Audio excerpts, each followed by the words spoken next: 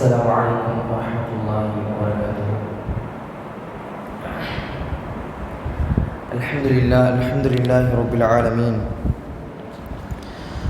والعاقبة للمتقين، والصلاة والسلام على أشرف الأنبياء والمرسلين وعلى آله وصحبه والناس أجمعين ومن تبعهم بإحسان إلى يوم الدين. رب اشرح لي صدري ويسر لي أمري واحلل عقدة من لساني يفقهوا قولي.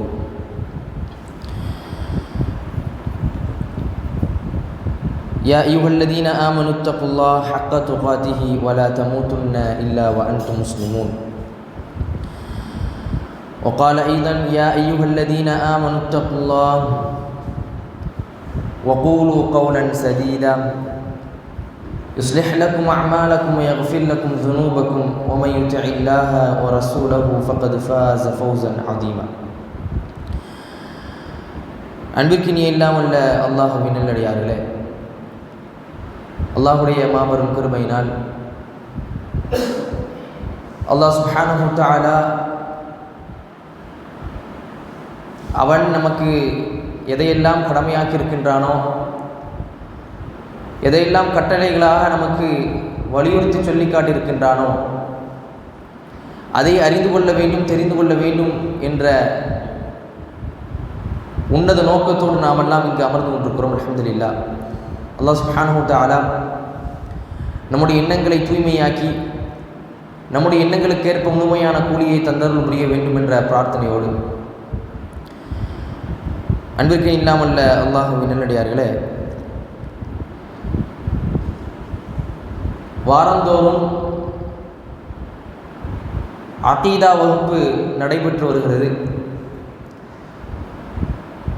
அல்லாஹ்வுடைய மாபெரும் கிருபையினால் ஷேக் பஷீர் ஃபிர்தோசி அவர்கள் அகீதா சார்ந்த பல விஷயங்கள் நமக்கு கற்றுக் கொடுத்தார்கள். அதிலே 15 வகுப்பு கிட்ட நம்ம பார்த்துருக்குறோம். சென்ற வாரம் ஷேக் ரஃபீக் ஃபிர்தோசி அவர்கள் அகீதா சார்ந்த ஒரு சில விஷயங்களை, தௌஹீதை பற்றியான, தௌஹீத் குறித்தான அடிப்படை காரணிகளை நமக்கு சொல்லி காட்டினார்கள்.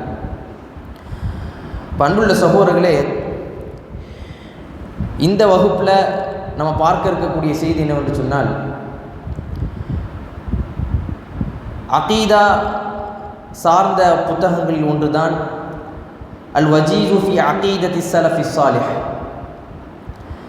அதாவது பஷீர் ஃபிர்தோசி அவர்கள் எடுத்த புத்தகம் உசூலு சுன்னா என்று சொல்லப்படக்கூடிய மிக பிரபலமான ஒரு புத்தகத்தின் வாயிலாக வகுப்பெடுத்தாங்க.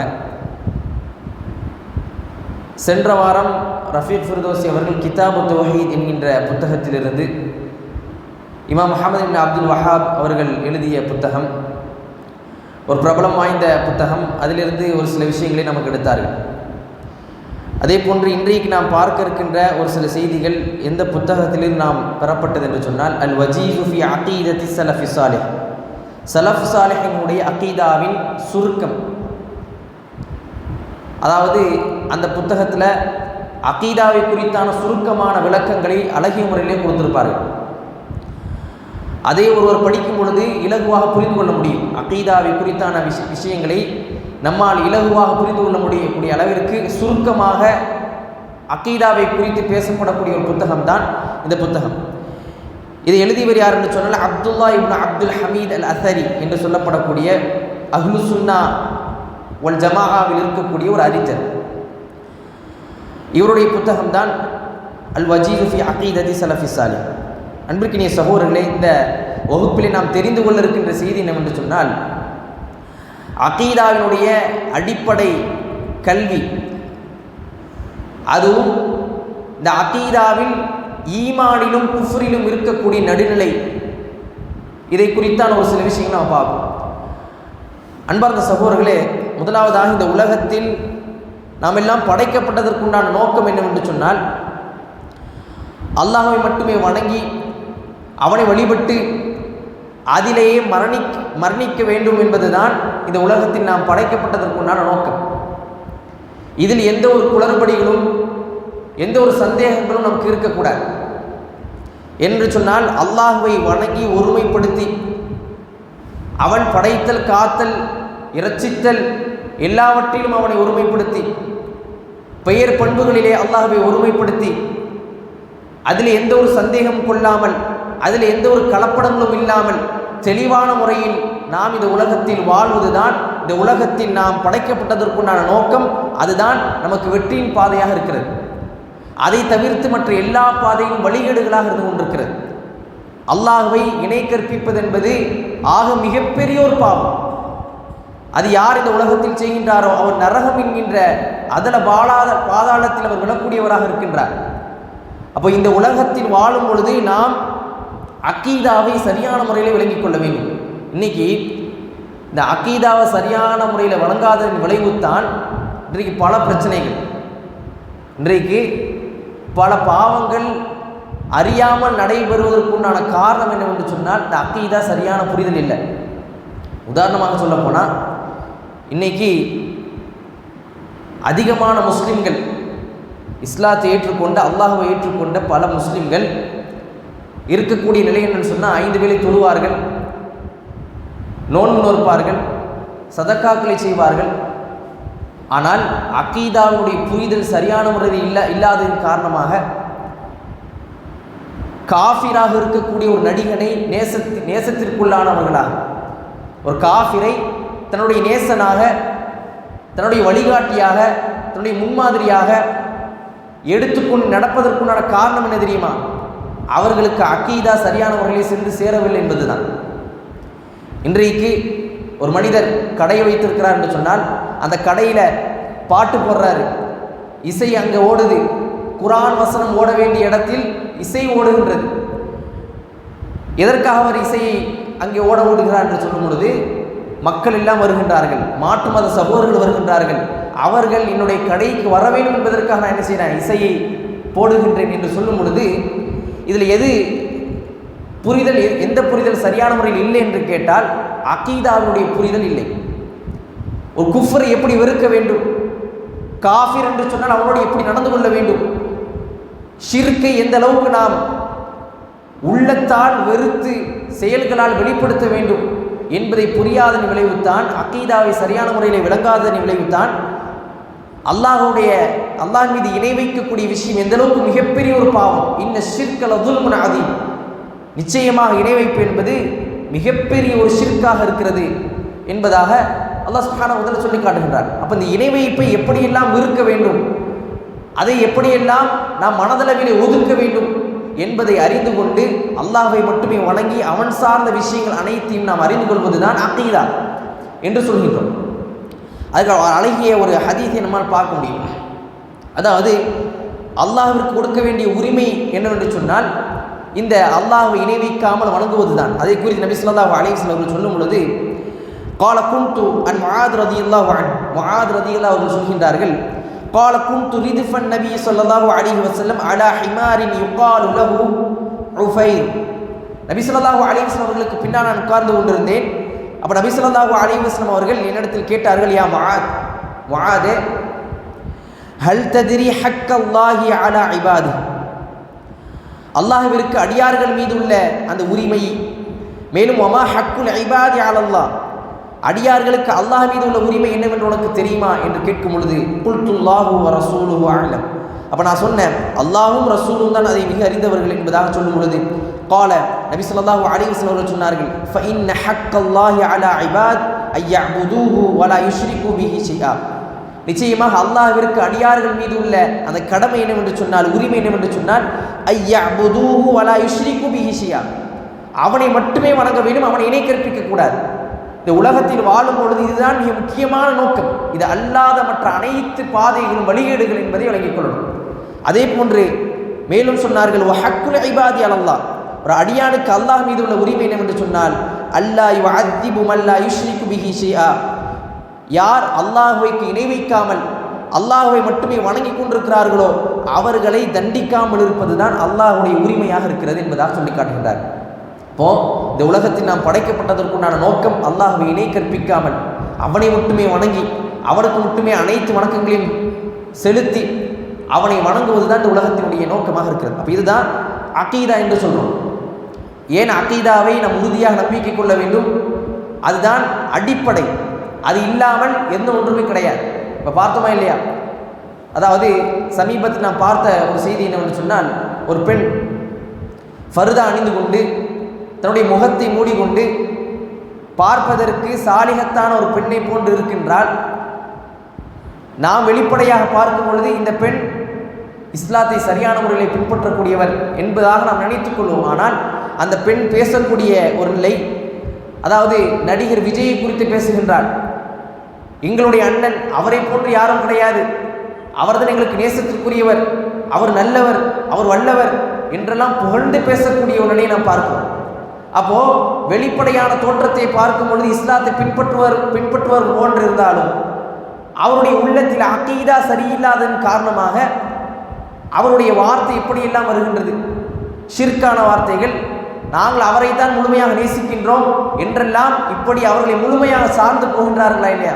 இதற்கான மிக முக்கியமான காரியம் அகீதா என்றால் என்ன என்பது புரியாமல் இருந்ததின் காரணமாகத்தான். இப்போ அகீதா என்பது மிக அடிப்படையான ஒரு அம்சமாக இருந்து கொண்டிருக்கிறது.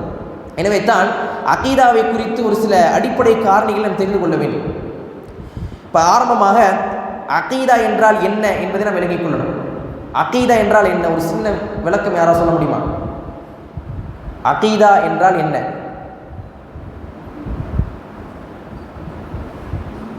அகீதா கொள்கை, அதற்கான சின்ன விளக்கம்.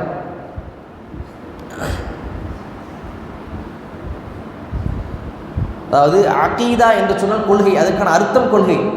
அகீதா என்றால் அர்த்தம் கொள்கை, அதற்கான விளக்கம் என்ன என்பதை நாம் விளங்கிக் கொள்ளணும். இதை விளங்காமல் இருப்பதன் காரணமாக தான் இன்றைக்கு பல குளறுபடிகள்.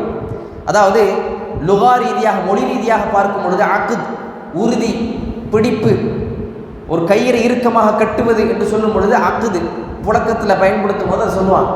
இஸ்திலாஹ் மார்க் அடிப்படையிலே பார்க்கும் பொழுது ஹிய அல் உமூர் அல்லதி யஜிபு ஐ யுஸத்திக பிஹல் கல்ப். அகீதா என்றால் ஹிய அல் உமூர், ஒரு சில காரியங்கள், ஒரு சில விஷயங்கள், அல்லதி யஜிபு ஐ யுஸத்திக பிஹல் கல்ப், அதை உள்ளத்தால் உண்மைப்படுத்த வேண்டும், உள்ளத்தால் உறுதி கொள்ள வேண்டும். வதத்மைஇன்னு இலைஹா நஃப்ஸ் ஹத்தா தகூன யகீனன் சாபிதன் லா யுமாஸிஜுஹா ரைபுன் வலா யுஹாலிதுஹா ஷக்கு. அகீதா என்றால் என்ன என்பதற்குண்டான விளக்கம், அதாவது அதில் எந்த ஒரு சந்தேகமும் இருக்கக்கூடாது, எந்த ஒரு கலப்படமும் இருக்கக்கூடாது. உள்ளத்தில் அதை தெளிவாக, அதை கொண்டு நிம்மதி பெற்றவர்களாக, அதை கொண்டு உறுதியடைந்தவர்களாக அதை ஏற்றிருப்பது தான் கொள்கை என்பது.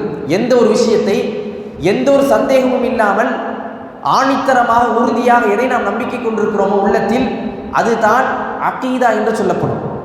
அதற்கான விளக்கமாக பார்க்கும் பொழுது அல் ஈமானுல் ஜாஸிம் அல்லதி லா யததர்ரகு இலைஹி ஷக் லதா முஅதகிதிஹி வயஜிபு ஐ யகூன முதாபிகன் லில் வாक़ி. அதாவது உறுதியான நம்பிக்கை, அதில் எந்த ஒரு சந்தேகமும் இருக்கக்கூடாது. யார் நம்பிக்கை கொள்ளக்கூடியவராக இருக்கிறாரோ அவருக்கு அதில் எந்த சந்தேகமும் இருக்கக்கூடாது. மேலும் அது எதை எதிர்பார்க்கிறதோ அதை அமல்படுத்தக்கூடியவர்களாக இருக்க வேண்டும். லா யக்பலு ஷக்கன் வலா தன்னன், அதில் எந்த ஒரு சந்தேகமும் ஏற்றுக்கொள்ளப்படாது. ஃபஇல்லம் யஸிலில் இல்மு இலா தரஜத்தில் யகீனில் ஜாஸிம் லா யுஸம்மா அல் அகீதா. இதுதான் மிக முக்கியமான ஒரு இடம். அதாவது எந்த ஒரு உறுதியான ஒன்றை அடையவில்லையோ, தன்னுடைய உள்ளத்தில் அதை உறுதியான முறையிலே பதிக்கவில்லையோ, அந்த ஒன்றுக்கு அகீதா என்று சொல்லப்படாது என்று சொல்றாங்க.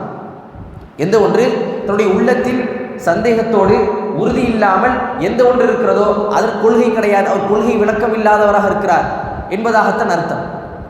அது ஹக்காக இருந்தாலும் சரி, பாத்திலாக இருந்தாலும் சரி. வஹுலாஸத்து மா அகதல் இன்சானு அலைஹி கல்புஹு ஜாஸிமன் பிஹி ஃபஹுவ அகீதத்து ஸவாஉன் கான ஹக்கன் அம் பாத்தில். அகீதா என்றால் பொதுவான ஒரு பெயர், கொள்கை. அது ஒரு மனிதனுடைய உள்ளத்தில் உறுதியாக இருக்கக்கூடிய ஒன்று. அது உண்மையாக இருந்தாலும் சரி, பாத்திலாக இருந்தாலும் சரி, ஹக்காக இருந்தாலும் சரி, பாத்திலாக இருந்தாலும் சரி. இப்போ இன்றைக்கு இதில் கொள்கை என்றாலே என்னவென்று புரியாமல் பலர் இருந்து கொண்டிருக்கிறார். இதன் மூலமாக நம்ம தெரிந்து கொள்ள முடியும். இன்றைக்கு மாற்று மத சகோதரர்களாக இருந்தாலும் சரி, முஸ்லீம்களாக இருந்தாலும் சரி, ஒரு சிலருடைய நிலைப்பாடு எப்படி இருக்குன்னு சொன்னால், எம்மதமும் சம்மதம், எந்த மதமாக இருந்தாலும் ஓகே, அவர்கள் அவருடைய கடவுளை பின்பற்றுகின்றார்கள், அவருடைய விருப்பம். மற்றொரு கூட்டம் என்ன சொல்கின்றது, இன்னும் ஒரு சிலர் அவருடைய கடவுளை பின்பற்றுகின்றார்கள். இது அவர்களுடைய கொள்கையை சந்தேகிப்பதற்குண்டான மிகப்பெரிய ஒரு வழி. கொள்கை என்றால் என்னன்னு தெரியல. கொள்கை என்றால் என்ன? அது உறுதியான ஒன்றாக இருக்க வேண்டும். எந்த கொள்கையில் இருக்கிறப்ப கிறிஸ்துவம் என்பது ஒரு கொள்கை, அதாவது ஹிந்து என்பது ஒரு கொள்கை, நாம் முஸ்லீமாக இருக்கக்கூடியவர்கள் நாம் ஒரு கொள்கையை பின்பற்றுகின்றோம். இதுதான் அகீதா. ஒவ்வொன்றும் ஒவ்வொரு கொள்கையாக இருக்கின்றது. இதிலே கொள்கை என்று சொன்னால் அவர்கள் எதை உறுதியாக நம்பிக்கை கொண்டிருக்கிறார்களோ அதுதான் கொள்கை. அப்போ அதை தவிர்த்துள்ள அனைத்தும் என்னது? பாத்தில். அகீதா என்றால் அது உள்ளத்தில் உறுதியாக இருக்கக்கூடிய ஒன்று, அதை தவிர்த்து வேறு எதுவும் இருக்கக்கூடாது. மற்ற அனைத்தும் பாத்தில் என்று சொல்லக்கூடிய ஒன்றுக்கு தான் அகீதா என்று சொல்லுவோம். அல்லாட்டது அகீதா கிடையாது. இன்னைக்கு அகீதா என்றாலே, கொள்கை என்றாலே என்னவென்று புரியாமல் இருப்பவர்கள் தான் முஸ்லிம்களில் பலர். எல்லா மதமும் ஓகே தான், அவர்களுடைய விருப்பத்திற்கு அதை பின்பற்றுகின்றார்கள். இவர்கள் இந்த கடவுளை அவர்களுக்கு பிடித்திருக்கிறது, அவர்கள் பின்பற்றுகின்றார் என்று சொல்லுவது அவர்களுடைய கொள்கையை சந்தேகிப்பதற்குண்டான ஒரு காரணியாக இருக்கிறது. நாம் எதை கொள்கையாக ஏற்றுக்கொண்டிருக்கிறோமோ அதை தவிர்த்துள்ள அனைத்தும் பாத்தில், எந்த ஒன்றுமே கூடாது என்பதுதான் அகீதா. அதற்கு தான் அகீதா என்று சொல்லப்படும். நான் இதை ஏற்றுக்கொள்கின்றேன், அவருடைய விருப்பம் அதை ஏற்றுக்கொள்கிறார் என்று சொன்னால் நான் எதை வழிபடுகின்றேனோ, எதை இறைவனாக ஏற்றுக்கொண்டிருக்கிறேனோ அதிலே நான் சந்தேகிக்கின்றேன், அதில் மிகப்பெரிய ஒரு குழப்பத்தை ஏற்படுத்தியிருக்கின்றேன். கொள்கை என்றால் என்னவென்று தெரியாமல், கொள்கையை புரியாமல், கொள்கைக்குள்ளே வராமல் நான் இருந்து கொண்டிருக்கிறேன். மிகப்பெரிய ஒரு ஷிர்க் அது. நாம் அல்லாஹ்வுடைய விஷயத்தில் சந்தேகிக்கின்றோம் என்ற அர்த்தம். அகீதா என்று சொன்னால் அல்லாஹ்வை மட்டுமே வணங்க வேண்டும், அதை சார்ந்து வரக்கூடிய விஷயங்களை மட்டுமே உறுதியாக நம்பிக்கை கொள்ள வேண்டும், அதை தவிர்த்து மற்ற அனைத்தும் பாத்தில் என்று சொல்வதுதான் அகீதா என்று சொல்லப்படும். இன்றைக்கு அதை புரியாமல் இருப்பதனால தான் எல்லா மதமும் ஓகே, அவனுடைய விருப்பம், அதை அவன் பின்பற்றுகின்றான் என்று சொல்கின்றோமா இல்லையா? என்ன காரணம்? அகீதானா என்னென்ன புரியல, கொள்கை என்றால் என்ன என்றே புரியல. அது ஹக்காக இருந்தாலும் சரி, பாத்திலாக இருந்தாலும் சரி, அந்த கொள்கை என்று சொன்னால் எதை நாம் நம்பிக்கை கொண்டிருக்கிறோமோ அதில் உறுதியாக இருப்பது, அதை தவிர்த்து மற்ற அனைத்தும் பாத்தில் என்று நம்முடைய உள்ளத்தால் வெறுப்பது தான் அகீதா என்று சொல்லப்படுகிறது. அப்போ இப்படி எல்லா கொள்கைகளும் பலவாரியாக இருந்து கொண்டிருக்கக்கூடிய நிலையில எது சரியான கொள்கை என்று சொன்னால் அல்லாஹ்வால் ஏற்றுக்கொள்ளப்பட்ட, அல்லாஹ்வால் அங்கீகரிக்கப்பட்ட மார்க்கமாக இருக்கக்கூடிய இந்த இஸ்லாமிய கொள்கை தான் சரியான கொள்கை. அதுக்கு தான் அகீதத்துல் இஸ்லாமியா. அகீதா என்று சொன்னால் பொதுவான ஒரு பெயர், கொள்கை. எல்லாவற்றையும் இருக்கக்கூடிய கிறிஸ்துவ ஒரு கொள்கை, அதே மாதிரி ஹிந்து ஒரு கொள்கை, முஸ்லீம் என்பது, இஸ்லாம் என்பது ஒரு கொள்கை. இப்படி கொள்கையிலே எது சரியான கொள்கை? அகீதத்துல் இஸ்லாமியா. இஸ்லாம் என்கின்ற இந்த இஸ்லாமிய அடிப்படையில் உண்டான அந்த கொள்கை தான் சரியான கொள்கை என்று நாம் சொல்கின்றோம். அதுதான் அல்லாஹ்வால் ஏற்றுக்கொள்ளப்பட்டது. அல்லாஹ்வை மட்டும் வணங்க வேண்டும், அவனுக்கு இணை கற்பிக்க கூடாது என்ற அடிப்படையில் வரக்கூடிய கொள்கை தான் இஸ்லாமிய கொள்கை என்று சொல்கின்றோம். இதற்கான விளக்கத்தை கொடுக்கும்போது என்ன சொல்றாங்க? இதா உத்லிகத் ஃபஹிய அகீதத்து அஹ்லி ஸுன்னா வல் ஜமாஅ வஹிய அகீதத்துல் குரூனி ஸலாத்தத்தில் முஃபத்தலத்தி மின ஸஹாபத்தி வத்தாபிஈன வத்தாபிஈஹிம் பிஇஹ்சான். இதை நம்ம நல்லா வழங்கிக் கொள்ளணும். இன்றைக்கு இதை சரியான முறையில் புரியாதன் காரணமாகத்தான் பல வழிகேடுகள், பல தவறான புரிதல் இருந்து கொண்டிருப்பதை நம்ம பார்க்கணும். அகீதத்துல் இஸ்லாமியான என்ன? அகீதத்து அஹ்லி ஸுன்னா வல் ஜமாஅ. அஹ்லு ஸுன்னா வல் ஜமாஅவுடைய கொள்கை அகீதா. அது மட்டுமல்லாமல் வஹிய அகீதத்துல் குரூனி ஸலாத்தத்தில் முஃபத்தலத்தி மின ஸஹாபத்தி வத்தாபிஈன் வத்தாபிஈஹிம் பிஇஹ்சான். மேலும் 3 நூற்றாண்டுகள் யாரெல்லாம் வாழ்ந்தார்களோ சஹாபாக்கள், அதற்கு பிறகு தாபிஈன்கள், அந்த தாபிஈன்களையும் சஹாபாக்களையும் நல்வழியில் யாரெல்லாம் பின்பற்றி வந்தார்களோ அவர்கள் அனைவரும் அவருடைய கொள்கை தான் இது என்பதாக சொல்லி காட்டுவோம். அது அஹ்லு ஸுன்னா வல் ஜமாஅ. அஹ்லு ஸுன்னா வல் ஜமாஅனா என்ன? அஹ்லு ஸுன்னா வல் ஜமாஅ, அஹ்லு ஸுன்னா வல் ஜமாஅ என்று சொல்கின்றோமே, அஹ்லு ஸுன்னா வல் ஜமாஅனா என்ன? அதாவது நபி ஸல்லல்லாஹு அலைஹி வஸல்லம் அவர்கள் சஹாபாக்களுக்கு கற்றுக் கொடுத்தார்கள். இந்த மார்க்கத்தை, அகீதாவை சரியான முறையில் எடுத்துரைத்தார்கள். அப்படிதான் இல்லையா? அகீதாவை சரியான முறையில் எடுத்துரைத்தார்கள். அதை சஹாபாக்கள் எப்படி புரிந்து கொண்டார்களோ, நல்லா விளங்கிக் கொள்ளணும். சஹாபாக்கள் எப்படி விளங்கிக் கொண்டார்களோ அந்த அடிப்படையில் நாம் அகீதாவை புரிய வேண்டும். அதே போன்று அவருடைய வழியில் வந்த தாபிஈன்கள், அவர்களுக்கு பின்னால் வந்த தபா தாபிஈன்கள் எந்த வழியிலே, சஹாபாக்கள் எந்த வழியிலே இருந்தார்களோ அவர்களுடைய அடிப்படையில் நம்முடைய அகீதாவை புரிந்து கொள்ள வேண்டும். ஏன் சஹாபாக்களுடைய அடிப்படையில் நாம் அகீதாவை புரிந்து கொள்ள வேண்டும் என்று சொன்னால், நபி ஸல்லல்லாஹு அலைஹி வஸல்லம் காலகட்டத்திற்கு பிறகு மிகப்பெரிய குளறுபடிகள் ஏற்படுகின்றது. பல பிரிவினர்கள் பிரிந்து செல்கின்றார்கள். ஹவாரிஜ்கள், ஷியாக்கள், நமக்கெல்லாம் தெரியும் உடனே இல்லையா? முதலாவதாக பிரிந்து சென்ற கூட்டம் என்ன? முதலாவதாக பிரிந்து சென்ற மார்க்கத்திலிருந்து அகீதா ரீதியாக கொள்கை ரீதியாக பிரிந்து சென்ற கூட்டம் என்னது? ஹவாரிஜ். ஹவாரிஜ் தான் முதலாவதாக செல்கின்றார்கள். இவர்கள் எந்த அடிப்படையில் சென்றார்கள்? கொள்கை ரீதியாக இல்லையா? இஸ்லாம் என்ற பெயரில் கொள்கை ரீதியாக நாங்கள் ஒரு கொள்கையை பின்பற்றுகின்றோம் என்று இஸ்லாம் என்ற அடிப்படையில் தான் பிரிந்தார்கள். முஸ்லிம்கள் என்ற அடிப்படையில் தான் பிரிந்தார்கள். எந்த அடிப்படையில்? நாங்கள் ஒரு அகீதாவை, ஒரு கொள்கையை வைத்திருக்கிறோம், எங்களுடைய கொள்கை தான் கரெக்ட் என்று சொல்லி ஒரு கூட்டம் பிரிகின்றது. அடுத்தபடியாக அவர்கள் பிரிந்த கொஞ்ச நேரத்தில் ஷியா என்ற ஒரு கூட்டம், அவருடைய நிலைப்பாடு, அவருடைய அகீதா தனியாக பிரிகின்றது. இப்படி ஒவ்வொரு நேரத்திலும் கொஞ்சம் கொஞ்சமாக கூட்டங்கள் பிரிந்து சென்ற காரணத்தினால் இப்பொழுது யாரை பின்பற்றுவது என்பதற்குண்டான ஒரு கேள்வி வருகின்றது. எந்த அகீதா சரியான அகீதா? எதை பின்பற்றுவது? நபி ஸல்லல்லாஹு அலைஹி வஸல்லம் அவர்களுடைய அந்த வழிமுறையில் தான் நாங்கள் இருக்கிறோம் என்று சொல்லி யார் வருகின்றார்? அந்த ஹவாரிஜிகளும் ஷியாக்களும் இஸ்லாம் என்ற பெயரில் தான் அகீதாவை போதிக்கின்றார்கள் என்று சொல்லும் பொழுது இப்போ யாரை நாம் எடுத்துக்கொள்ள வேண்டும் என்று சொன்னால், எதற்காக சஹாபாக்களுடைய புரிதலை நாம் எடுத்துக்கொள்ள வேண்டும் என்று சொன்னால், ஏனென்றால் நபி ஸல்லல்லாஹு அலைஹி வஸல்லம் அவர்களோடு இருந்தவர்கள், அவர்கள் நபி ஸல்லல்லாஹு அலைஹி வஸல்லம் அவர்களை பாடம் கற்றவர்கள், அவர்கள் இருக்கும் பொழுதுதான் வஹி இறங்கியது, அவர்கள் இருக்கும் பொழுதுதான் குர்ஆன் இறங்கியது, அவர்கள் இருக்கும் பொழுது நபி ஸல்லல்லாஹு அலைஹி வஸல்லம் அவர்கள் ஹதீஸ்களை அவர்களுக்கு கற்றுக் கொடுத்தார்கள். இப்படிப்பட்ட சஹாபாக்கள் எந்த அகீதாவில் இருந்தார்களோ, அவர்களுக்கு பிறகு வந்தவர்கள் எந்த அகீதாவில் அவர்களோடு பின்பற்றி யாரெல்லாம் வந்தார்களோ அவர்களோடு நாம் பயணிப்பது தான் சரியான கொள்கை. அப்படிதான் இல்லையா? என்று சொன்னால் எத்தனையோ கொள்கைகள் பிரிந்து செல்கின்றது. அகீதா என்ற பெயரிலே தங்களுக்கு உண்டான ஒரு கொள்கையாக நாங்கள் இதை நம்புகின்றோம், இதுதான் எங்களுடைய அகீதா என்று பிரிந்து செல்லும் பொழுது நாம் யாரை எடுத்துக்கொள்வது, இது சரியான கொள்கை என்று மக்களுக்கு மத்தியில் ஒரு கேள்வி வருமா இல்லையா? இப்போ யாரை பின்பற்றணும்? எந்த அகீதாவை எடுத்துக்கொள்ளணும்? சஹாபாக்கள் தான் நபி ஸல்லல்லாஹு அலைஹி வஸல்லம் அவர்களுடைய பாடசாலையிலிருந்து பாடம் கற்றவர்கள். அவர்கள் எப்படி புரிந்தார்களோ, அவர்களுக்கு பிறகு சஹாபாக்களிடமிருந்து கற்ற தாபியீன்கள் எப்படி இருந்தார்களோ, அவர்களுக்கு பிறகு அவர்களை பின்பற்றி யாரெல்லாம் வருகின்றார்களோ அவர்களுடைய வழியில் இருப்பது தான் நேரான பாதை என்பதை சொல்கிறோம். இன்றைக்கு சஹாபாக்களுடைய கருத்துக்கள் எடுத்துக்கொள்ள வேண்டும் என்று சொல்லும் பொழுது அதை பலர் தவறாக புரிந்து கொண்டிருக்கிறார்கள். கிதாப் சுன்னாவை தான் சொல்கின்றோம். கிதாப் சுன்னா தான் அடிப்படை. அதை யாருடைய அடிப்படையை புரிந்து கொள்ள வேண்டும்? சஹாபாக்கள் எப்படி புரிந்தார்களோ அந்த அடிப்படையில் புரிந்து கொள்ளும் பொழுதுதான் நாம் நேரான வழியில் இருந்து கொண்டிருக்கிறோம் என்பதை புரிந்து கொள்ள வேண்டும்.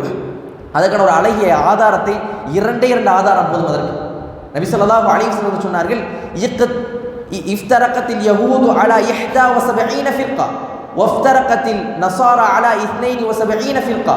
அதாவது யஹூதிகள் 70 கூட்டங்களாக பிரிவார்கள், நசாராக்கள் 72 கூட்டமாக பிரிவார்கள். யஹூதிகள் 71 கூட்டமாக பிரிவார்கள், நசாராக்கள் 72 கூட்டமாக பிரிவார்கள். அவர்கள் அனைவரும் என்னது? நரகத்திற்கு நுழைவார்கள். ஃபிர்கத்துன் குல்லுஹா ஃபின்னாரி இல்லா வாஹிதத்துன், ஒரே ஒரு கூட்டத்தை தவிர என்று சொல்லும் பொழுது சஹாபாக்கள் கேட்கின்றார்கள், மன் ஹிய யா ரசூலுல்லாஹ்வே யார் அவர்கள் என்று கேட்கும் பொழுது, மன் கான அலா மிஸ்லி மா அன அலைஹி வ அஸ்ஹாபி, யார் வெற்றி பெற்ற கூட்டம்? நானும் என்னுடைய சகோதரர்களும் என்னுடைய தோழர்களும் எதில் இருக்கிறோமோ அதுதான் சரியான கொள்கை, அதுதான் வெற்றி பெற்ற கூட்டம் என்று சொல்லும் பொழுது சஹாபாக்கள் எப்படி புரிந்தார்களோ, அவர்கள் எந்த வழியில் நடந்தார்களோ அதன்படி செல்வது தானே சரியான கொள்கை, அதுதானே சரியான அகீதா. அதை தான் நம்ம சொல்கிறோம். இன்றைக்கு இதை வழங்காமல் ஏதேதோ புரிந்து கொண்டு சஹாபாக்களை பின்பற்றுகின்றார்கள், சஹாபா குர்ஆன் சுன்னா விட்டுவிட்டார்கள் என்று பல மக்கள் சொல்லிக் கொண்டிருப்பதை நம்ம பார்க்கிறோம். அவர்களுக்கு புரிதல் இல்லை என்பதுதான் அர்த்தம்.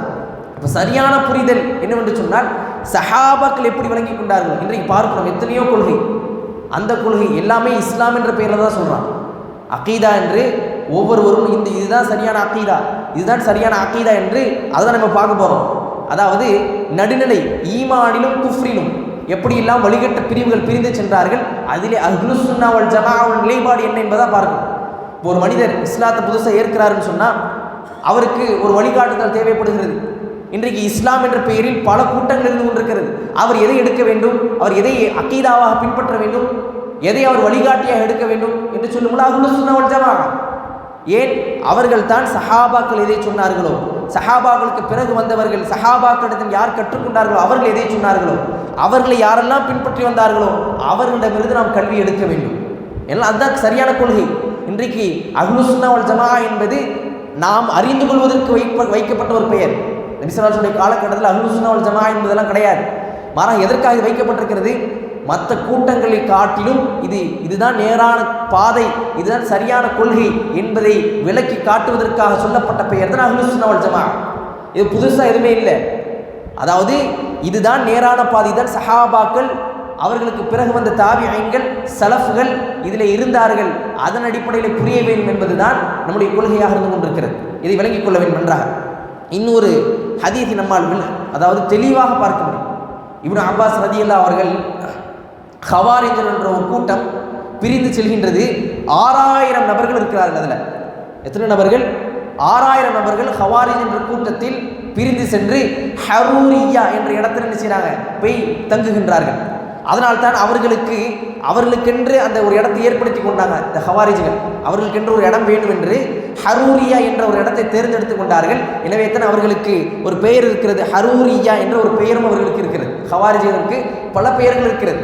ஹவாரிஜ், அதாவது ஹரூரியா என்று 4-5 பேர்கள் இருக்கிறது. அதில் ஒன்று தான் இந்த ஹரூரியா. என்னன்னு சொன்னால், அவர்கள் அந்த இடத்துல போய் கூடுகின்றார்கள்.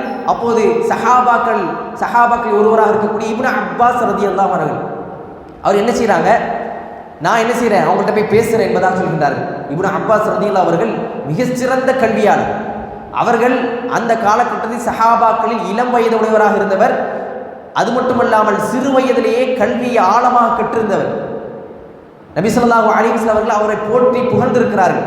இப்னு அப்பாஸ் ரலியல்லாஹு அன்ஹு சொன்னாங்க, 6000 நபர்கள் இருக்கக்கூடிய மக்களுக்கு மத்தியிலே தனியாக செல்கின்றார்கள். எந்த அளவுக்கு கல்வி இருந்திருந்தால், எந்த அளவுக்கு உள்ளத்தில் அல்லாஹ் மீது உள்ள அந்த தவக்குள் இருந்திருந்தால் தனியாக சென்றிருப்பாங்க. இப்போ தனியாக செல்கின்றார்கள். 6000 நபர்கள் இருக்கிறார்கள். அப்போ யார் ஆட்சி செய்து கொண்டிருக்கிறார்? அலி ரலியல்லாஹு அவர்கள் ஆட்சி செய்து கொண்டிருக்கிறார்கள். அப்போ இப்னு அப்பாஸ் ரலியல்லாஹு அவர் கேட்கின்றார்கள், அமீருல் முஃமினீனே, எனக்கு ஒரு அனுமதி தாருங்கள், நான் இந்த கூட்டத்தாரிடத்தில் போய் நான் பேசிவிட்டு வருகின்றேன் என்று சொல்லும் பொழுது அலி ரலியல்லாஹு சொல்கின்றார்கள், இன்னி அகாஃபு அலைக், உனக்கு எதோ ஆயிருமோ நான் பயப்படுறேன், போவாத, வேணாம், இன்னொரு நாள் பார்த்துக்கலாம் அப்படி மாதிரி சொல்கிறான். அப்போது இப்னு அப்பாஸ் ரலியல்லாஹு அவர்கள், இல்லை நான் செல்கின்றேன், சென்று ஒரு முடிவுக்கு வருகின்றேன், முடிவு செய்துவிட்டு வருகின்றேன் என்று சொல்லி புறப்படுகின்றார்கள். ஃபஸல்லம்து அலைஹி, இப்னு அப்பாஸ் சொல்கின்றார், நான் அவரிடத்திலே சென்று சலாம் கூறினேன் என்று சொல்லும் பொழுது மர்ஹபன் பிக், அவர்கள் வரவேற்றார்கள். இப்னு அப்பாஸே, அவர்கள் சொன்னார்கள், ஃபமா ஜாஅ பிக், எதுக்காக நீங்கள் வந்தீங்க என்று கேட்கும் பொழுது குல்து அதைத்துக்கும் மின் இந்தி ஸஹாபத்தி நபி ஸல்லல்லாஹு அலைஹி வஸல்லம் மினல் முஹாஜிரீன வல் அன்சார். அவர் சொன்ன முதல் வார்த்தை என்ன தெரியுமா? நல்ல விளங்கிக் கொள்ள வேண்டும். அவர்கள் சொன்ன முதலாவது வார்த்தை, முஹாஜிரீன்கள் மற்றும் அன்சாரிகள் இருக்கக்கூடிய நபி ஸல்லல்லாஹு அலைஹி வஸல்லம் சஹாபாக்களிடம் நான் வருகிறேன். யாரிடம் வருகிறேன்? இப்னு அப்பாஸ் ரலியல்லாஹு சொல்கின்றார்கள், அந்த மக்களுக்கு மத்தியில் தனக்கென்று ஒரு கொள்கை எடுத்துக்கொண்டு தன்னுடைய அறிவை முற்படுத்தி குர்ஆன் சுன்னா அடிப்படையில் இல்லாமல் வேறொரு புரிதலை கொண்டு பிரிந்த ஒரு கூட்டம், அவர்கள் நேரான பாதையில் கொண்டு வர வேண்டும் என்று இப்னு அப்பாஸ் ரலியல்லாஹு அவர்கள் செல்கின்றார்கள். சென்று அவர்கள் முதலாவதாக கேட்ட கேள்வி என்ன தெரியுமா?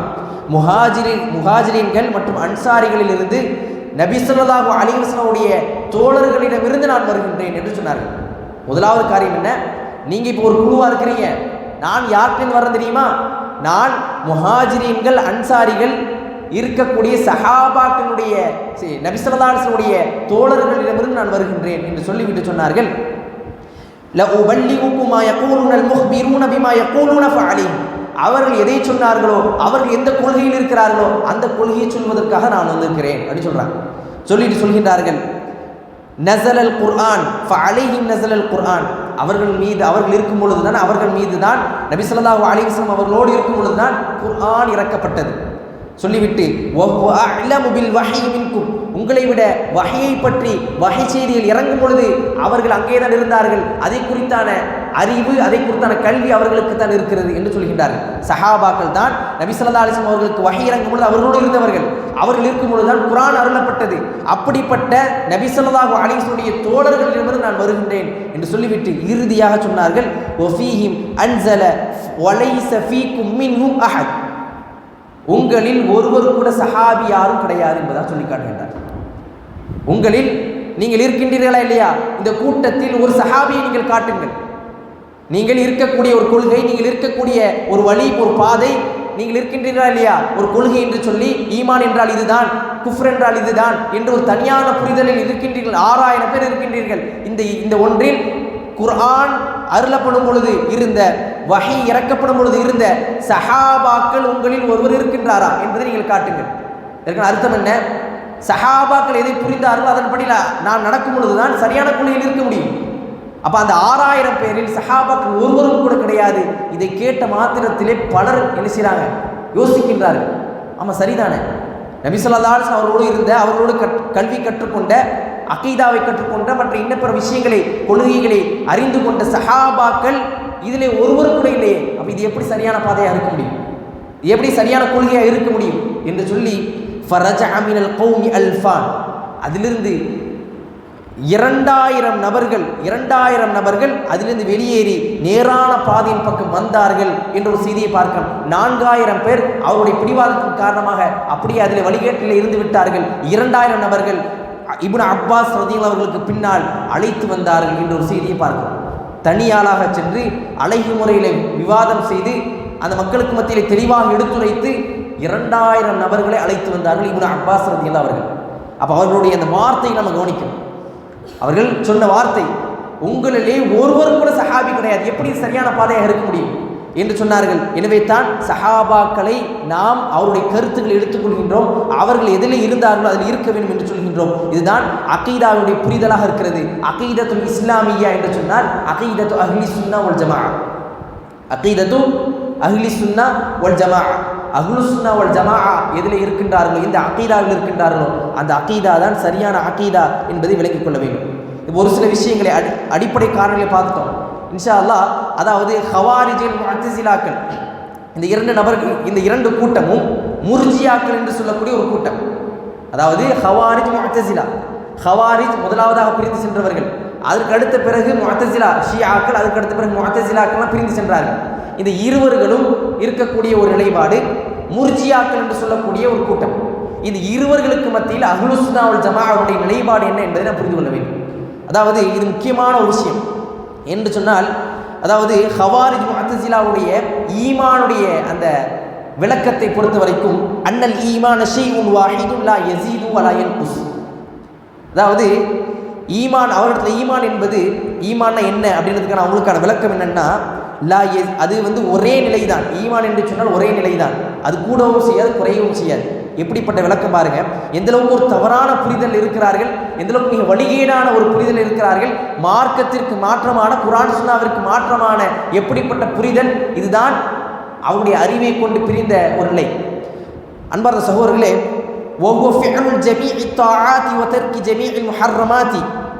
யார் ஒருவர் எல்லா வகையான கட்டுப்பாடுகளையும் கடமைகளையும் கட்டளைகளையும் சரியான முறையில் பேணி நடக்கின்றாரோ, வதர்கு ஜமீஅல் முஹர்ரமாத், யார் எல்லா வகையான பாவங்களையும், சிறு பாவமாக இருந்தாலும் சரி பெரிய பாவமாக இருந்தாலும் சரி எல்லாவற்றையும் விட்டு விலகி வாழ்கின்றாரோ அவருக்கு முழுமையான ஈமான். குறைவு அதிகம் அதெல்லாம் கிடையாது, ஒரே நிலை. அவர் எப்போதெல்லாம், அதாவது அவர் கட்டளைகளை கடமைகளை எல்லாம் சரியான முறையிலே முழுமையாக அவர் நிறைவேற்றிவிட்டு எந்த ஒரு பாவத்தையும் செய்யாமல் இருந்தால் அவருக்கு முழுமையான ஈமான் இருக்கின்றது. அதே நேரத்தில் ஒமன் தரக்க வாஜிபன் அவ் ஃபிஅலன் முஹர்ரமன் ஃபஹுவ காஃபிர். எப்படி அவங்க அவருடைய புரிதல், அவருடைய அகீதாவுடைய நிலை என்ன, ஈமானுடைய நிலை என்ன என்று சொல்லும் பொழுது, ஒருவர் வாஜிபை விட்டு விட்டார், ஒரு கடமையான ஒரு விஷயத்தை விட்டுட்டார், அல்லது ஒரு பாவத்தை, ஒரு பெரும்பாவத்தை செய்துட்டார் அப்படின்னு சொன்னால் அவர் காஃபிர். அவருடைய நிலையின்படி ஒருவர் ஒரு பெரும்பாவத்தை செய்து விட்டாலோ, ஒரு பாவத்தை செய்து விட்டாலோ, ஒரு வாஜிபை, ஒரு அமலை விட்டு விட்டாலோ ஒரு காஃபிர். இந்த நிலைப்பாட்டில் இருந்தால் நம்மள அதிகமான பேர் காஃபிராக தான் இருப்போம். அதுதான் இல்லையா? அதாவது அவங்களுடைய நிலைப்பாட்டில் பார்க்கும் பொழுது அதிகமான பேர் காஃபிராகத்தான் இருக்க முடியும். இது இவர்கள் வரம்பு மீறி செயல்படக்கூடிய ஒரு கூட்டம். ஈமானிலும் குஃப்ரிலும், தக்ஃபீர் செய்வதிலும், தக்ஃபீர் என்றால் என்ன, காஃபிராக்குவது, ஒருவரை காஃபிர் என்று சொல்வதிலும் ஒருவரை முஃமின் என்று சொல்வதிலும் இவர்களுடைய நிலைப்பாடு என்னன்னு சொன்னால், ஒருவர் அனைத்து கட்டளைகளையும் கடமைகளையும் எந்த ஒரு பாவம் செய்யாமல் இருந்தால் அவருக்கு முழுமையான ஈமான் என்று சொல்லுவாங்க. அதே நேரத்தில் ஒருவர் ஒரு கடமையை விட்டு விட்டால், ஒரு பாவத்தை செய்து விட்டால் அவருக்கு ஈமான் கிடையாது, அவர் காஃபிர் என்று சொல்லிவிடுவார்கள். அதே நேரத்தில் முர்ஜியாக்கள், இவர்கள் ரொம்ப தாழ்ந்த நிலை, ரொம்ப தாழ்ந்து போயிடுவாங்க. இவங்களுடைய நிலை என்னன்னு சொன்னால் ஈமானிலும் குஃப்ரிலும் அன்னல் ஈமான ஷைஉன் வாஹித், ஈமான் என்பது ஒரே நிலைதான். லா யஸீது வலா யன்குஸ், அது கூடவும் செய்யாது குறையவும் செய்யாது. இவருடைய நிலைப்பாடு என்ன தெரியுமா? வஹுவ தஸ்தீக் வ மஅரிஃபத்து பில் கல்பி வஹ்தஹு தூன இக்ராரில் லிசானி வ அமலுல் ஜவாரிஹ் கமா யகுல் ஹுலாத். இவர்கள்ல வரம்பு மீறியவர்கள் இருக்கிறாங்க, இவர்கள்ல தாண்டவர்கள் இருக்கிறார் முர்ஜியாக்கள்ல. அவருடைய நிலைப்பாடு என்ன தெரியுமா? ஈமான் என்று சொன்னால் உள்ளத்தால் லா இலாஹ இல்லல்லாஹ் என்று சொல்லுவது, உள்ளத்தால் லா இலாஹ இல்லல்லாஹ் என்று சொல்லுவது, அதோடு முடிஞ்சு, அவ்வளோதான். அவர் அமல் செய்ய தேவையில்லை, அவர் பாவங்கள் செய்தாலும் அவருடைய ஈமான் குறைய போவதில்லை, அவருடைய ஈமான் குறைய போவதில்லை. அவர் காஃபிர் ஆக மாட்டார். அவர் லா இலாஹ இல்லல்லாஹ் என்பதை உள்ளத்தால் உறுதி கொண்டால் போதும். லா இலாஹ இல்லல்லாஹ் என்று நான் உள்ளத்தில் உறுதி கொண்டு விட்டேன், நான் இப்போ அமல் செய்யாமல் இருக்கிறேன், அமல் நான் எதுவுமே செய்யலை, பாவம் செய்தாலும் சரி எந்த ஒன்று செய்தாலும் அவர் முழுமையான ஈமானுடையவர். எப்படி அவர் முழுமையான ஈமானுடையவர்? முர்ஜியாக்குன்றதுக்கான அர்த்தம் என்ன? ரஜா. ரஜா என்று சொல்லுவோம். ரஜானா என்னது? ஆதரவு வைப்பது. அல்லாஹ்விடத்தில் மன்னிப்பை மட்டுமே, அல்லாஹ் இறக்க குணமுடையவன் என்று அல்லாஹ்வை சார்ந்து ரஜாவை மட்டுமே வைப்பார்கள், ஆதரவு மட்டுமே வைப்பார்கள். அல்லாஹ்வுடைய தண்டனையை, அல்லாஹ்வுடைய வேதனையை, அல்லாஹ் எதையெல்லாம் எச்சரிக்கையாக சொல்லியிருக்கின்றானோ அதையெல்லாம் எடுத்துக்கொள்ள மாட்டாங்க. அதன் முர்ஜியாக்கள். அதனால தான் உள்ளத்தால் உறுதி கொண்டால் போதும், ஒருவர் அமல் செய்ய தேவையில்லை, அல்லது அவர் என்ன செய்ய தேவையில்லை, ஒரு பாவத்தை செய்தாலும் அவருக்கு எந்த ஒரு குற்றமும் கிடையாது, முழுமையாக ஈமான்தாரியாக இருப்பார் என்பதாக சொல்கின்றார். இப்போ இதில் அஹ்லுஸ் சுன்னா வல் ஜமாஅ நிலைப்பாடு என்னன்னு தெரிந்து கொள்ளணும். இதில் அஹ்லுஸ் சுன்னா வல் ஜமாஅ அவருடைய நிலைப்பாடு என்னன்னு சொன்னால், ஈமான் என்பது கூடும் குறையும், இதுதான் அடிப்படையான ஒன்று. இவள் இரண்டு பேருக்கும் நாம் வைக்கக்கூடிய நடுநிலையான ஒரு வாதம் அஹ்லுஸ் சுன்னா வல் ஜமாஅவுடைய வாதம். சஹாபாக்கள், அவர்களுக்கு பிறகு அவர்கள் தொடர்ந்து வந்த தாபிஈன்கள். அஹ்லுஸ் சுன்னா வல் ஜமாஅன்னு சொன்னாலே ஒரு விளக்கம் கொடுக்க வேண்டியதாக இருக்குது. நீங்கள் சரியான புரிதல் இல்லாத காரணமாக அஹ்லுஸ் சுன்னா வல் ஜமாஅ என்று சொன்னால் அது புதிதாக ஒன்றும் கிடையாது, மாறா சஹாபாக்கள் தாபிஈன்கள் இதில் இருந்தார்களோ அந்த அடிப்படையிலே புரிந்து கொள்வது. அவங்களுடைய புரிதல் என்ன? தஸ்தீகும் பில் கல்பி வ கௌலும் பில் லிசானி வ அமலும் பில் ஜவாரிஹ். ஈமான் என்றால் உள்ளத்தால் உறுதி கொள்ளணும் ஒன்று. இரண்டாவது வகௌலும் பில் லிசான், நாவால் மொழிய வேண்டும். லா இலாஹ இல்லல்லாஹ் என்கின்ற வார்த்தை நாவால் மொழிந்து, வ அமலும் பில் ஜவாரிஹ், அதாவது உடலால் அமல் செய்வது. அமல் செய்வதுதான் ஈமானில் ஒன்றாக இருக்கிறது. யஸீது பித்தாஅ வ யன்குஸு பில் மஅசியா. அவர் அமல்கள் செய்யும் பொழுது, கட்டுப்பட்டு நடக்கும் பொழுது அந்த ஈமான் அதிகரிக்கும். அவர் பாவங்கள் செய்யும் பொழுது, அவர்கள் தீமையான காரியங்களில் ஈடுபடும் போது அவருடைய அந்த ஈமான் குறையும் என்பதுதான் அஹ்லுஸ் சுன்னா வல் ஜமாஅவுடைய நிலைப்பாடாக இருக்கிறது. அப்போ இவர்களை போன்று என்ன செய்ய மாட்டாங்க, வரம்பு மீறி செல்ல மாட்டாங்க. ஒருவர் முழுமையான முஃமின் தார் என்றும் சொல்ல மாட்டாங்க, மேலும் அவர் முழுமையாக காஃபிர் என்று சொல்ல மாட்டாங்க. அதாவது அஹ்லுஸ் சுன்னா வல் ஜமாஅவுடைய நிலைப்பாட்டில் ஒரு நபரை தன்னைத்தானே முஃமின் என்று சொல்லக்கூடாது. இன்றைக்கு இதை சரியான முறை விளங்காமல் நம்மிலே பலர் இருந்து கொண்டிருக்கிறோம். ஒருவரை முஃமின் என்று, இவர் முஃமின் என்று நாம் நினைச்சக்கூடாது, சர்டிஃபிகேட் கொடுக்கக்கூடாது. நான் முஃமின் என்று நாம் நினைச்சக்கூடாது, நம்மை நாமே பரிசுத்தப்படுத்திக் கொள்ளக்கூடாது. ஈமான் என்பது அமல்கள் செய்வதன் மூலமாக, நீங்கள் கடமைகள் நிறைவேற்றுவதன் மூலமாக கூடும், பாவங்கள் செய்வதன் மூலமாக குறையும். எப்பொழுது முழுமையான ஈமானாக இருக்கும்? எப்பொழுது நாம் அனைத்து கட்டளைகளிலும் ஒன்று விடாமல் சரியான முறையில் நிறைவேற்றுகின்றோமோ, எப்பொழுது எல்லா பாவங்களை விட்டு விலகி வாழுகின்றோமோ, அப்பொழுதுதான் முழுமையான ஈமான் அடையும். அதில் எந்த ஒரு குறைபாடு ஏற்படுத்தினாலும் அது முழுமையான ஈமானாக இருக்காது. அப்போ ஒருவரை பார்த்து நாம் முஃமின் என்று சொல்லக்கூடாது. அதுதான் அஹ்லுஸ் சுன்னா வல் ஜமாஅவுடைய நிலைப்பாடு. அப்போ எப்படி சொல்லலாம், எந்த நிலையில் சொல்லலாம்? முஃமினுன் இன்ஷா அல்லாஹ் என்று சொல்லணும். ஒருவரை பார்த்து நாம் என்னை முஃமின் என்று சொல்ல வேண்டும் என்று சொன்னால் முஃமினுன் இன்ஷா அல்லாஹ் என்று தான் சொல்ல வேண்டுமே தவிர்த்து முஃமின் என்று நாம் நினைச்சக்கூடாது, நம்மை நாமே பரிசுத்தப்படுத்திக் கொள்ளக்கூடாது என்று சொன்னால் அல்லாஹ் சுப்ஹானஹு வ தஆலா சொல்லி காட்டுகின்றான், ஃபலா துஸக்கு அன்ஃபுஸக்கும், உங்களை நீங்கள் பரிசுத்தப்படுத்தாதீர்கள், ஹுவ அஅலமு பிமன் இத்தகா, அவன்தான் உங்களில் யார் இறையச்சமுடையவர் என்பதை மிக அறிந்தவனாக இருக்கின்றான். இப்போ அல்லாஹ் தான் அதற்கான தீர்ப்பை வழங்க வேண்டும். நம்மை நாமே ஈமானில் பரிசுத்தப்படுத்திக் கொள்ளக்கூடாது. சஹாபாக்கள், அதற்கு பிறகு வந்த தாபிஈன்கள், அவர்கள் யாரும் தங்களை பரிசுத்தப்படுத்த மாட்டார்கள், முஃமின் என்று சொல்லிக்கொள்ள மாட்டார்கள். அதற்கு ஒரு அழகிய ஒரு கவுலாக பார்க்கும் பொழுது, அதிரக்து ஒரு தாபிஈ, சஹாபாக்களுக்கு அடுத்து வந்த ஒரு கூட்டம் தான் யார்? தாபிஈன்கள். அவர்களில் ஒருவர் சொல்கின்றார், அதிரக்து ஸலாஸீன மின் அஸ்ஹாபின் நபி ஸல்லல்லாஹு அலைஹி வஸல்லம், நான் 30க்கும் மேற்பட்ட சஹாபாக்களை நான் சந்தித்திருக்கிறேன். சொல்கின்றார், 30க்கும் மேற்பட்ட சஹாபாக்களை நான் சந்தித்திருக்கிறேன். குல்லுஹும் யஹாஃபுன் நிஃபாக அலா நஃப்ஸி, அவர்கள் ஒவ்வொருவரும் தன்னிடத்திலே முனாஃபிக் நிஃபாக்குடைய தன்மை வந்து விடுமோ என்பதை அஞ்சினார்கள். மா மின்ஹும் அஹதுன் யகூலு அன்னஹு அலா ஈமானி ஜிப்ரீல் வ மீகாயில். அவர்கள் ஒருவரும் கூட சொன்னதில்லை எனக்கு மலக்குமாருடைய ஈமான் இருக்கிறது, எனக்கு முழுமையான ஈமான் இருக்கிறது, ஜிப்ரீலுடைய ஈமான் இருக்கிறது என்பதாக அவர்கள் ஒருவரும் கூட என்னிடத்தில் சொன்னதில்லை. அவர்கள் அனைவரும் நிஃபாக்கை பயந்தார்கள் என்று சொன்னார்கள். அவர்களை விட ஈமானில் அதிகமான நிலையை அடைந்து விட்டோமா என்று கேட்டால் கிடையாது. சஹாபாக்கள் தான் ஈமானில் உயர்ந்த நிலையை அடைந்தவர்கள். அவர்களை போன்ற அல்லாஹ்வை பயப்பட முடியாது, அவர்களை போன்ற அமல்களை செய்ய முடியாது. அப்படிப்பட்ட சஹாபாக்கள் தங்களிடத்தில் நிஃபாக்கை அஞ்சிருக்கிறார்கள். அதிகமான செய்தி நாம் அறிந்திருக்கிறோம். உமர் ரலியல்லாஹு அன்ஹு அவர்களை பற்றியான செய்தி நமக்கு தெரியும். ஹுதைஃபத் இப்னு யமான் ரலியல்லாஹு அன்ஹு அவர்களிடத்தில் நபி ஸல்லல்லாஹு அலைஹி வஸல்லம் அவர்கள் முனாஃபிக்குடைய லிஸ்ட்டை கொடுத்துட்டு போறாங்க. மரணிப்பதற்கு முன்னால் அந்த லிஸ்ட்டை யார்ட்டையும் சொல்லாத என்று சொல்லிட்டு போறாங்க. ஹுதைஃபத் இப்னு யமான் ரலியல்லாஹு அவர்களை பொறுத்த வரைக்கும் ரகசியத்தை பாதுகாக்கக்கூடியவர் என்ற பட்டம் அவருக்கு இருக்கிறது. எனவே அது யாரிடத்திலும் சொல்லாமல் வைத்துக் கொண்டிருந்தார்கள். என்றாலும் உமர் இப்னு கத்தாப் ரலியல்லாஹு அவர்கள் எந்த அளவுக்கு மிகப்பெரிய ஒரு சஹாபி, நபி ஸல்லல்லாஹு அலைஹி வஸல்லம் அவர்களுக்கு மிக நெருக்கமான சஹாபி.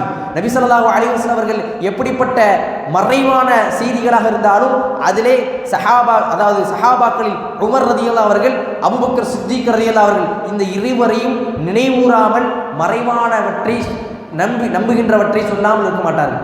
ஒரு மறைவான விஷயத்தை நபி ஸல்லல்லாஹு அலைஹி வஸல்லம் அவர்கள் சொல்லும் பொழுது யாரையும் சேர்த்துக் கொள்வார்கள். அபூபக்கரும் உமரும் இதை நம்புகின்றார், அபூபக்கரும் உமரும் இதை நம்புகின்றார் என்பதாக அபூபக்கரையும் உமரையும் ஈமானிய உறுதியில் நபி ஸல்லல்லாஹு அலைஹி வஸல்லம் அவர்கள் வைத்திருந்தார்கள். அப்படிப்பட்ட உமர் ரலியல்லாஹு அவர்கள் ஆட்சி காலத்தில் இருக்கும் பொழுது ஹுதைஃபத் இப்னு யமான் ரலியல்லாஹு அவர்கள் எதை வைத்திருக்கிறார்கள்? முனாஃபிக்குடைய லிஸ்ட்டை வைத்திருக்கிறாங்க. அப்போ உமர் ரலியல்லாஹு அவர்கள் பயந்தவர்களாக கேட்டுக்கொண்டே இருக்கிறார்கள், நான் அந்த லிஸ்ட்டில் இருக்கிறேனா, அந்த முனாஃபிக்குடைய லிஸ்ட்டில் நான் இருக்கின்றேனா என்பதை பயத்தோடு ஒவ்வொரு நாளும் கேட்டுக்கொண்டிருக்கும் போது ஒரு நாள் ஹுதைஃபத் இப்னு யமான் ரலியல்லாஹு சொல்றாங்க, இல்லை, நீங்கள் இல்லை என்பதாக சொல்லிவிடுகின்றார்கள். மற்ற யாரை பற்றியும் அவர்கள் சொல்லவில்லை, நீங்கள் இல்லை என்பதாக சொல்லிவிட்டு முடித்து விடுகின்றார்கள். இதுதான் சஹாபாக்களுடைய நிலையாக இருந்தது. இன்றைக்கு நாம் எப்படி இருக்கிறோம்? 5 வேளை தொழுதுட்டா போதும், நான் தான் ஈமான்தார், என்னை போன்ற ஈமான் யாருக்கும் கிடையாது, அல்லாஹ்விற்கு நான் வணக்கம் செலுத்திட்டேன், 1 மாதம் நோன்பு நோட்டுட்டேன், நான் தான் ஈமானில் மிகப்பெரியவன், நான் தான் முஃமின் என்று சொல்லக்கூடிய அளவிற்கு நம்மை நாமே பரிசுத்தப்படுத்தி கொண்டிருக்கிறோம். இதுதான் நம்முடைய நிலைப்பாடாக இருந்து கொண்டிருக்கிறது. அதே நேரத்தில் இந்த ஹவாரிஜுடைய நிலைப்பாட்டில் ஒன்றுதான் ஒருவர் பாவம் செய்து விட்டால் அவர்களை காஃபிராக்குவது. இந்த காஃபிர் தக்ஃபீர் என்ற அந்த சட்டம் இருக்குதா இல்லையா? தக்ஃபீர் என்று சொல்லப்படக்கூடிய ஒருவரை காஃபிராக்கக்கூடிய சட்டம் என்பது மிகவும் கவனிக்க வேண்டிய ஒரு விஷயம். யாரையும் சர்வசாதாரணமாக பட்டம் கொடுத்து விடக்கூடாது இவர் காஃபிர் என்று சொல்லி. ஏனென்று சொன்னால் அது மிகப்பெரிய ஒரு பாவம். குஃப்ர் என்பது, நிராகரிப்பு என்பது மிகப்பெரிய ஒரு பாவமாக இருந்து கொண்டிருக்கிறது. அதை யார் மீது நாம் சுமத்தக்கூடாது என்பதை நாம் புரிந்து கொள்ள வேண்டும். ஏனென்று சொன்னால் நபி ஸல்லல்லாஹு அலைஹி வஸல்லம் அவர்கள் சொல்லி காட்டக்கூடிய ஒரு செய்தி, லா யர்மி ரஜுலன் பில் ஃபுசூக், நீங்கள் ஒரு மனிதரை, காஃபிரை, ஃபுசூக்கை கொண்டு, பாவத்தை கொண்டு, குஃப்ர் என்கின்ற அந்த நிராகரிப்பை கொண்டு ஒருவரை நீங்கள் சொல்லாதீர்கள். வலா யர்மீஹி பில் குஃப்ர் இல்லா இர்தத்தத் அலைஹி இல்லம் யகுன் ஸாஹிபுஹு கதாலிக். அப்படி ஒருவரை காஃபிர் என்று சொல்லிவிட்டீர்கள் என்று சொன்னால் நீங்கள் அவர் அந்த குஃப்ர் என்ற அந்த நிராகரிப்பு என்ற அந்த பண்புக்கு தகுதியானவராக இல்லை என்று சொன்னால் அது உங்கள் பக்கம் திரும்பிவிடும், அதற்கு நீங்கள் உரித்தானவர்களாக ஆகிவிடுவீர்கள் என்பதாக சொன்னார்கள். அப்போ காஃபிர் என்று ஒருவரை சொல்வதாக இருந்தால் ரொம்ப கவனமாக இருக்கணும். அதில் அஹ்லுஸ் சுன்னah வல் ஜமாஅஹ் நிலைப்பாடு, ஒரு மனிதர் பெரும்பாவம் செய்து விட்டால் அவர் அல்லாஹ்வுடைய புறத்தில் அவருடைய நிலை இருக்கின்றது. நாடினால் அல்லாஹ் மன்னிப்பான், நாடினால் அல்லாஹ் அவரை தண்டிப்பான். மார்க்கம், அல்லாஹ் குர்ஆனும் சுன்னாவும் எந்த ஒரு பண்பை குஃப்ர் என்பதாக சொல்லி காட்டுகின்றதோ, எந்த ஒன்று மார்க்கத்தை விட்டு வெளியேற செய்யக்கூடிய செயல்கள் என்று சொல்லி காட்டுகின்றதோ அது மட்டும்தான் குஃப்ர். அதை தான் அவர்கள் காஃபிர் என்று சொல்வார்களே தவிர்த்து எல்லாவற்றிற்கும் இந்த ஹவாரியை சொல்வது போன்று ஒருவர் பாவத்தை செய்து விட்டாலே என்ன செய்து விடுவார்கள்? காஃபிர் என்று சொல்லிவிடுவார்கள் இல்லையா? அது போன்ற அஹ்லுஸ் சுன்னah வல் ஜமாஅஹ் நிலைப்பாடு கிடையாது. இன்றைக்கு என்ன நிலைப்பாட்டு என்று சொன்னால், யாரை பார்த்தாலும் காஃபிர். இன்றைக்கு ஒரு தொலைவில்லை என்று சொன்னால் அவர் காஃபிர், ஒரு தாடி வைக்கலன்னு சொன்னால் அவர் காஃபிர், ஒரு பெண் ஃபர்தா அணியவில்லை என்று சொன்னால் அவர் காஃபிர். இன்று இப்படி காஃபிர் என்றால் என்ன என்றே தெரியாமல், அதற்குண்டான விபரீதத்தை தெரியாமல் தன்னுடைய சகோதரனை காஃபிர் என்று சொல்வது இன்றைக்கு அதிகமாகிடுச்சு. இன்னைக்கு யூடியூப்களில் அதிகமான முஸ்லீம்கள் வீடியோ போடக்கூடிய ஒரு நிலையை பார்க்கணும். அவர்கள் தவறுதலாக தான் போடுறாங்க, மார்க்கத்திற்கு மாற்றமான செயல்களும் செய்கிறாங்க. ஆனால் அவர்களை காஃபிர் என்று சொல்வதற்கு நமக்கு தகுதி கிடையாது. இன்றைக்கு அது நிறைய நடக்குது. கமெண்ட்ஸை பார்த்தா இவர் காஃபிர் காஃபிர், பலர் சொல்லும் பொழுது எமோஷ்னலாக உணர்ச்சி வசப்பட்டு இப்படிலாம் பண்ணுறாங்க. காஃபிருடைய செயல் காஃபிர் அவர்கள் என்பதாக சொல்லக்கூடிய நிலையை பார்க்கிறோம். யாரையும் காஃபிர் என்று சொல்வதற்கு நாம் தகுதி கிடையாது. குர்ஆன் சுன்னாவும் அஹ்லு சுன்னா வல் ஜமாஅவுடைய நிலைப்பாடு என்ன சொன்னால், காஃபிர் என்று அல்லாஹ் அல்லாஹ்வுடைய தூதரும் யாரை சொன்னார்களோ, எந்த அடிப்படையில் சொன்னார்களோ அவர்கள் தான் காஃபிர். மாறாக ஒரு பாவம் செய்துவிட்டால் அவரை காஃபிர் என்று சொல்லக்கூடாது. அது மிகப்பெரிய ஒரு பாவம். அதற்கான ஏராளமான சம்பவங்கள் ஹதீஸ்கள் இருந்து கொண்டிருக்கிறது. அதை குறித்து நாம் ஆழமாக தெரிந்து கொள்ள வேண்டும். ஏனென்று சொன்னால் ஈமான் குஃப்ர் இது ரெண்டும் தான் நம்முடைய மிக முக்கியமான ஒரு அடிப்படையான ஒன்றாக இருக்கிறது. ஈமானை சரியான முறையில் புரிந்து கொண்டு குஃப்ரை சரியான முறையில் வெறுத்து வாழக்கூடிய மக்களாக இருக்கும் பொழுது தான் இந்த உலகத்திலும் வெற்றி, நாளை மறுமை நாளில் வெற்றி பெறக்கூடிய மக்களாக இருக்க முடியும்.